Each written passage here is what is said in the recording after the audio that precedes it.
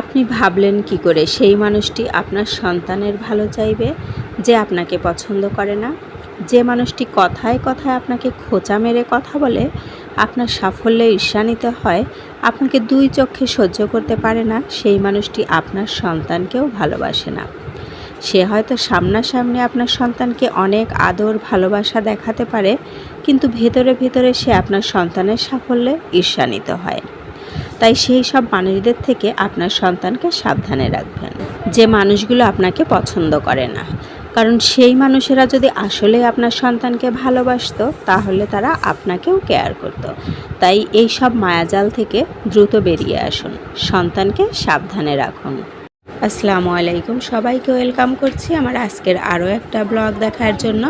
আর যারা ভিডিও দেখা শুরু করেছেন, এখনও লাইক না দিয়ে থাকলে প্লিজ একটা করে লাইক দিয়ে দিবেন।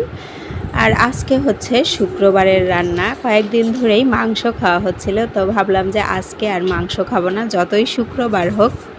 শুক্রবার মানেই কিন্তু সবার কাছে একটু স্পেশাল হয়, সবাই একটু ভালো পোলাও মাংস এই ধরনের খাবার খায়। তো আমার পরপর কয়েকদিন খাওয়া হয়েছে বলে আজকে আর সেটা না করে মাছ রান্না করেছি, 2 পদের ইলিশ মাছ আর হচ্ছে রুই মাছ, সাথে ডাল ছিল মাছের মাথা দিয়ে, করলা ভাজি, আর বিকালবেলা হচ্ছে এই যে চিকেন পরোটা বানাচ্ছি।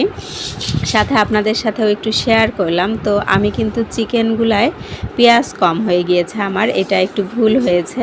একটু বেশি করে চিকেন দিলে চিকেনটা একটু সফট হতো, আর হচ্ছে পরোটাটাও খেতে আরও বেশি মজা হতো।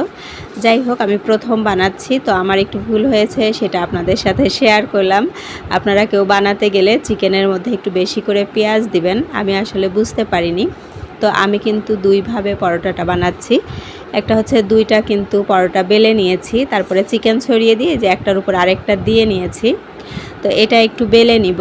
আরেকটা আমরা যেভাবে হচ্ছে আলু পুরি বানিয়ে থাকি, অথবা ওই যে আলু পরোটা বানিয়ে থাকি, এর ভিতরে পুর দিয়ে একবারে বেলি, সেভাবে করব।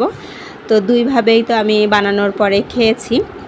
তো আমার কাছে মনে হয়েছে যে এরকম করে 2টা পরোটা না বেলে ডোর মধ্যে যে চিকেনটা দিয়ে একবারে বেলেছি, আমার কাছে মনে হয়েছে যে ওইটাই বেশি টেস্টি হয়েছে, খেতে ভালো লেগেছে। জানি না, আমরা হয়তো এইভাবে অভ্যস্ত বলে এরকমটাই ভালো লেগেছে। তো আমি কিন্তু 2 ভাবেই বানিয়েছিলাম, ভাবলাম যে হয়তো ওইভাবে চিকেন দিয়ে বেলতে একটু অসুবিধা হবে, তো দেখলাম যে না, তেমন বেশি একটা অসুবিধা হয়নি। এই তো আমার কিন্তু পরোটাও রেডি হয়ে গিয়েছে, এখন আমরা সবাই নাস্তা করে নিব। আর আজকের মতো আমি এখান থেকে বিদায় নিয়ে নিচ্ছি। আল্লাহ হাফেজ।